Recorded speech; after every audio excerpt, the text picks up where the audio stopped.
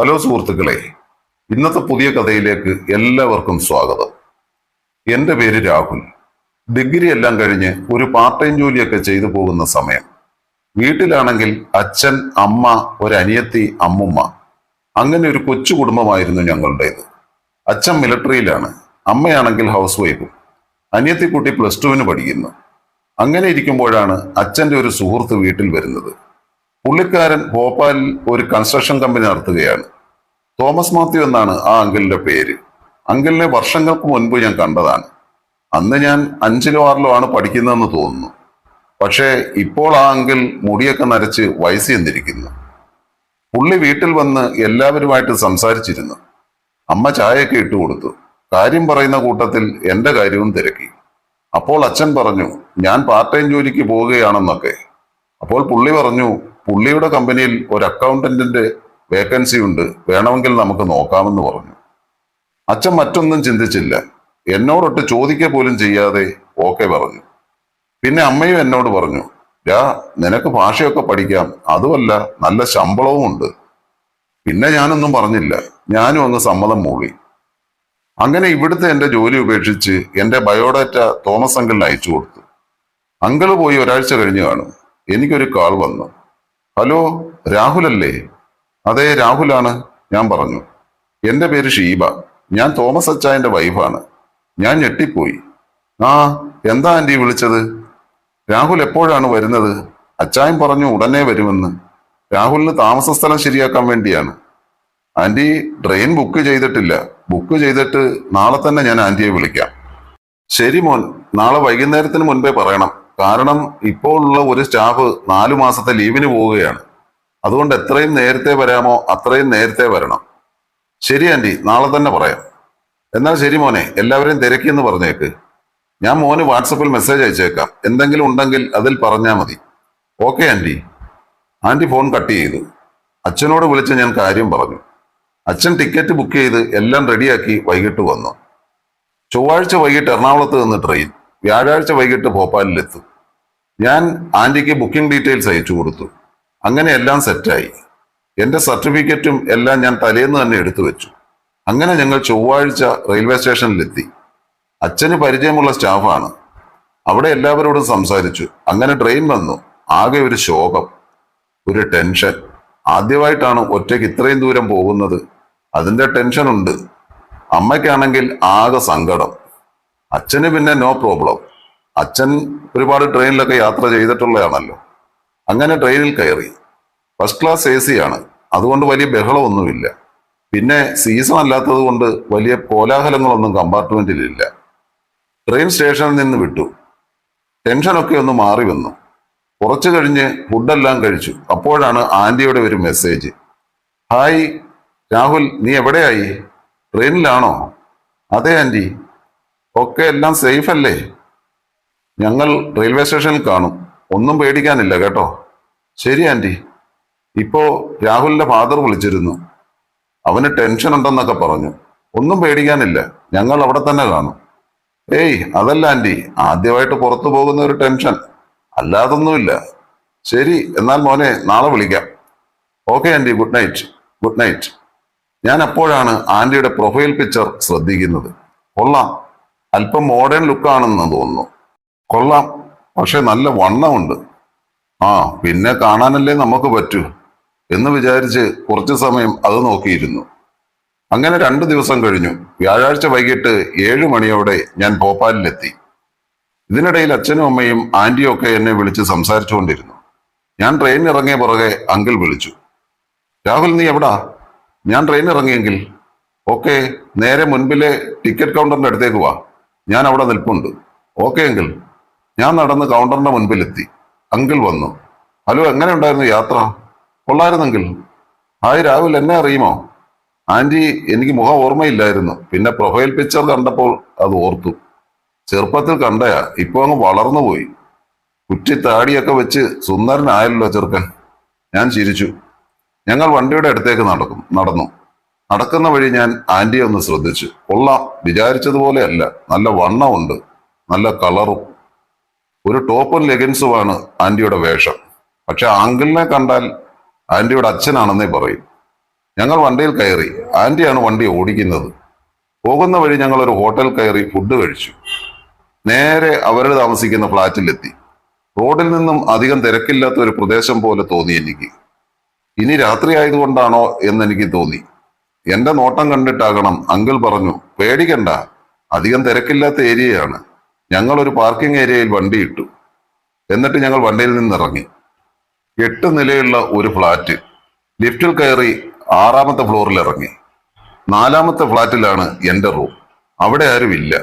ഇത് സ്റ്റാഫിന് താമസിക്കാൻ വേണ്ടി എടുത്തതാണ്. പക്ഷെ ആർക്കും യാത്ര ബുദ്ധിമുട്ടാണെന്ന് പറഞ്ഞു ആരുമില്ല, അങ്കിൾ പറഞ്ഞു. ഞങ്ങൾ 5ാമത്തെ ഫ്ലോറിൽ 4ാമത്തെ ഫ്ലാറ്റിലാണ്. എന്തെങ്കിലും ഉണ്ടെങ്കിൽ വിളിച്ചാൽ മതി. അകത്ത് കയറി എല്ലാം കാണിച്ചു തന്നിട്ട് അങ്കിൾ പോയി. ഫ്ലാറ്റിൽ 2 റൂം. ഒന്നിൽ ഞാൻ. എല്ലാ സൗകര്യങ്ങളും ഉള്ള നല്ല ഫ്ലാറ്റ്. വാഷിംഗ് മെഷീനും ടിവിയും ഫ്രിഡ്ജും എല്ലാ സൗകര്യങ്ങളുമുണ്ട്. ഞാൻ പോയി കുളിച്ചിട്ടൊക്കെ വന്നു. വന്നിരുന്നപ്പോൾ ആന്റി എന്നെ വിളിച്ചു. ഹലോ രാഹുലെ, ഫ്രഷ് ആയോടാ നീ? ആയി ആന്റി.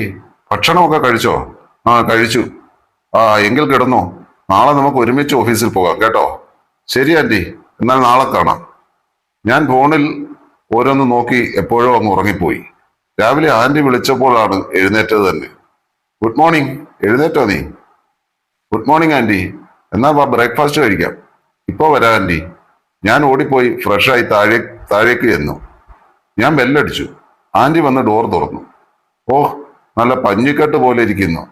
ആന്റിയുടെ നെറ്റിയിൽ ഞാനൊന്ന് നോക്കി. എന്നിട്ട് കണ്ണു വെട്ടിച്ചു. അങ്കിൾ പോകാൻ റെഡിയാകുന്നു. Good morning uncle. Good morning. എനിക്കൊരു മീറ്റിംഗ് ഉണ്ട് മോനെ. വൈകിട്ട് കാണാം. മോൻ കഴിക്കേ.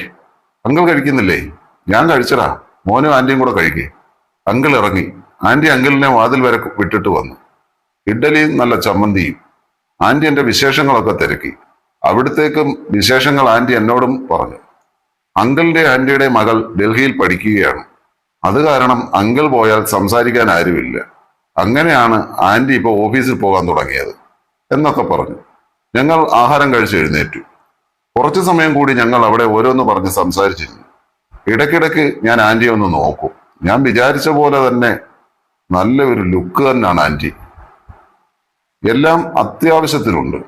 അങ്കിൾ ഡെയിലി കുളിക്കുന്നതല്ലേ, പിന്നെ കാണാതെ ഇരിക്കുമോ? ഞാൻ മനസ്സിൽ പറഞ്ഞു. എന്താടാ നീ ആലോചിക്കുന്നേ?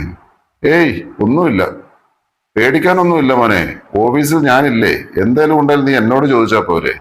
ആ ശരി ആന്റി. ഞാൻ പോയി കുളിച്ച് റെഡിയായിട്ട് വരാം. സർട്ടിഫിക്കറ്റ് ഒക്കെ എടുക്കണോ? വേണ്ടാടാ, ഡ്രസ്സ് ചെയ്ത് വന്നാൽ മതി. നമുക്ക് 2 മണിയൊക്കെ ആകുമ്പോൾ ഇറങ്ങാം. ഞാൻ പോയി റെഡിയായി 1 മണിയായപ്പോൾ ആന്റിയുടെ അടുത്തെത്തി. ഞങ്ങൾ ഉച്ചക്കാലത്തെ ഫുഡും കഴിച്ച് ഓഫീസിൽ പോകാൻ ഇറങ്ങി. ആന്റി ആണെങ്കിൽ ഒരു ടോപ്പും ഒരു പാൻസുമാണ് ധരിച്ചിരിക്കുന്നത്. കൊള്ളാം, നല്ല സൂപ്പർ ആയിട്ടുണ്ട്. ഞങ്ങൾ ലിഫ്റ്റിൽ കയറി ബേസ്മെന്റിലെത്തി. ആന്റിയുടെ കാർ മാരുതി സ്വിഫ്റ്റ് ആണ്. നേരെ ഞങ്ങൾ ഓഫീസിലെത്തി. അധികം ആൾത്തിരക്കില്ലാത്ത സ്ഥലം. ഓഫീസിൽ കയറി എല്ലാവരും എന്നെയും നോക്കി. ആന്റി ഗുഡ് ആഫ്റ്റർനൂൺ പറഞ്ഞു. അങ്കിളിന് മാത്രം ഒരു റൂം, ബാക്കി എല്ലാവർക്കും ക്യാബിൻ. ഒരു വലിയ ടേബിൾ, അതിൽ 2 സീറ്റ്. അങ്ങനെയാണ് അറേഞ്ച് ചെയ്തിരിക്കുന്നത്. ആന്റിയുടെ കൂടെ ഉള്ളത് ഒരു ലേഡി സ്റ്റാഫാണ്. 4 മാസം ലീവാണത്. അതുകൊണ്ട് ഞാൻ ആന്റിയുടെ കൂടെ ഇരുന്നു. ആന്റി എല്ലാവരെയും വിളിച്ച് എന്നെ പരിചയപ്പെടുത്തി. ആകെ 6 സ്റ്റാഫുണ്ട്. ഞാനും ആന്റിയും കൂടാതെ 4 പേരുണ്ട്. അതിലൊരാൾ സെക്യൂരിറ്റിയാണ്. ബാങ്കിലെ ക്യാബിൻ പോലെയാണ് എല്ലാം സെറ്റ് ചെയ്തിരിക്കുന്നത്. തല മാത്രം എല്ലാവർക്കും കാണാം. ഞങ്ങളുടെ നേരെ അങ്കിളിന്റെ റൂമാണ്. ബാക്കിയുള്ളവർക്ക് ഞങ്ങളെ കാണാൻ കഴിയില്ല, പക്ഷെ ഞങ്ങൾക്ക് കാണാം. അങ്കിൾ അങ്ങനെയാണ് സെറ്റ് ചെയ്തേക്കുന്നത്. എനിക്ക് ആന്റി വർക്കിന്റെ ഡീറ്റെയിൽസ് പറഞ്ഞു തന്നു. ബില്ല് പേയ്മെന്റും ചെക്കിങ്ങും എല്ലാം. പറയുന്ന കേട്ടിട്ട് നാട്ടിൽ ചെയ്യുന്ന പണിയുടെ അത്രയും ഇല്ല എന്നെനിക്ക് തോന്നി. ഓഫീസ് ടൈമിംഗ് രാവിലെ 9 മുതൽ 5 മണി വരെയാണ്. ആന്റി ചിലപ്പോൾ അങ്കിൾ വന്നിട്ട് പോകും, ഇല്ലെങ്കിൽ നേരത്തെ പോകും. അങ്ങനെ 5 മണിയായി. ഞങ്ങൾ ഇറങ്ങി വീട്ടിൽ വന്നു. കുളിച്ച് ഫ്രഷായി താഴെ ചെന്നപ്പോൾ അങ്കിൾ നല്ല രീതിയിൽ മിനുങ്ങിയിരിക്കുകയാണ്. മോനെ നീ കഴിക്കുമോടാ എന്നൊക്കെ എന്നോട് ചോദിച്ചു. ഇല്ല, ഞാൻ കഴിക്കത്തില്ല. ഷേ, മോശം, ഒരു കമ്പനി ഇല്ലല്ലോ. അതിന് ആന്റി അങ്കിളിനെ വഴക്ക് പറഞ്ഞു. ഇങ്ങനെയൊക്കെയാണോ ചോദിക്കുന്നേ എന്നൊക്കെ പറഞ്ഞു. നിങ്ങളോ ഇങ്ങനെയായി. ആ കൊച്ചിനെ കൂടി ഇനി ഈ രീതിയിലൊന്നും ആക്കല്ലേ എന്റെ പൊന്നെ. ഇങ്ങനാടാ മോനെ എന്നും. രാത്രിയായാൽ ബോധം ഇല്ലേ ഇല്ല. എന്തായാലും ഞാൻ തിരിച്ച് റൂമിലേക്ക് പോരുന്നു. അങ്ങനെ ഒരാഴ്ച കഴിഞ്ഞു. ഞാൻ പണിയൊക്കെ പഠിച്ചു. ഡൗട്ടുള്ളതൊക്കെ ആന്റിയോട് ചോദിച്ച് ക്ലിയർ ചെയ്തു. അങ്ങനെ ഓരോ ദിവസവും ഞങ്ങൾ ഒരുമിച്ച് പോയും വന്നും ഇരുന്നു. അവിടുന്ന് ഫുഡും. അങ്ങനെ ഇതിനിടയിൽ എനിക്ക് മനസ്സിലായി അങ്കിൾ വേണ്ട പോലെ ആന്റിയെ ഒന്നും ചെയ്തു കൊടുക്കുന്നില്ലെന്ന്. കാരണം മിക്കപ്പോഴും അങ്കിൾ നല്ല ഫിറ്റാണ്. ഈ കണ്ടീഷനിൽ അങ്കിളിനെ കൊണ്ട് ഒന്നും ചെയ്യാൻ പറ്റില്ലെന്ന് എനിക്ക് മനസ്സിലായി. ആന്റിയുടെ ഒരു വിധി. അങ്ങനെ ഞാൻ ആന്റിയെ ഓർത്ത് ഓരോന്ന് ചെയ്യാൻ തുടങ്ങി. ദിവസങ്ങൾ അങ്ങനെ കഴിഞ്ഞുപോയി. ഒരു ദിവസം രാത്രി ഞാൻ ഫുഡെല്ലാം കഴിച്ച് എൻ്റെ റൂമിൽ മൊബൈൽ കൊണ്ടുകൊണ്ടിരിക്കുന്ന സമയം പെട്ടെന്നാണ് ഫോൺ ബെല്ലടിച്ചത്. ആന്റിയാണ്. എന്താ ആന്റി? ഞാൻ ചോദിച്ചു. നീ ഉറങ്ങിയോ? ഇല്ല ആന്റി. എന്താ? എന്നാൽ നീ ഇവിടം വരെ ഒന്ന് വന്നേ, ആന്റി പറഞ്ഞു. ആന്റിയുടെ സംസാരത്തിൽ ഒരു പരിഭ്രമം ഉണ്ടായിരുന്നു. ഞാൻ പെട്ടെന്ന് തന്നെ ആന്റിയുടെ റൂമിലേക്ക് ചെന്നു. കോളിംഗ് ബെൽ അടിച്ചപ്പോൾ തന്നെ ആന്റി വന്ന് വാതിൽ തുറന്നു. ഞാൻ അകത്ത് കയറിയപ്പോൾ തന്നെ കണ്ടു അങ്കിൾ നല്ല ഫിറ്റായിട്ട് എഴുന്നേൽക്കാൻ വയ്യാതെ താഴെ കിടന്ന് എഴയുകയാണ്. ആന്റി എന്നെ ഒന്ന് നോക്കി വളരെ വിഷമത്തോടു കൂടി പറഞ്ഞു, ഇതാടാ മോനെ എന്നും ഇവിടുത്തെ അവസ്ഥ. എന്ത് ചെയ്യാനാ? ബാ നീ ഒന്ന് പിടി, അങ്ങേരെ പിടിച്ച് ബെഡിൽ കൊണ്ട് കിടത്താം. അങ്ങനെ ഞാനും ആന്റിയും കൂടി അങ്കിളിനെ താങ്ങി പിടിച്ച് ബെഡിൽ കൊണ്ട് കിടത്തി. അങ്കിളാണെങ്കിൽ ബോധമില്ലാതെ എന്തോ പിച്ചും പേയും പറയുന്നുണ്ടായിരുന്നു.